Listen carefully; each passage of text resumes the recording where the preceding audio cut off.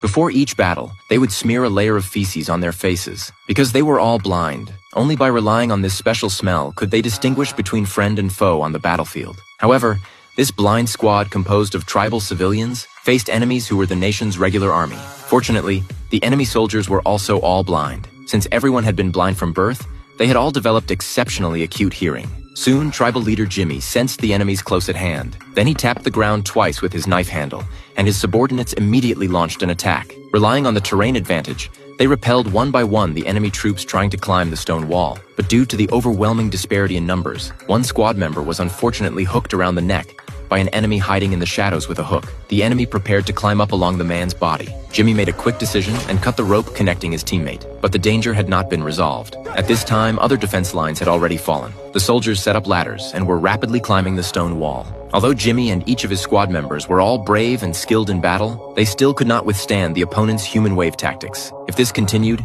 even if they weren't killed, they would be exhausted to death. So Jimmy could only change tactics. He quickly organized the members to evacuate. After evacuating to the mountaintop, he immediately swung his machete and cut off that rope 1 meter thick. The stone wall instantly collapsed. Those soldiers who still fantasized about being climbed up were crushed to pieces. But this battle was far from victory.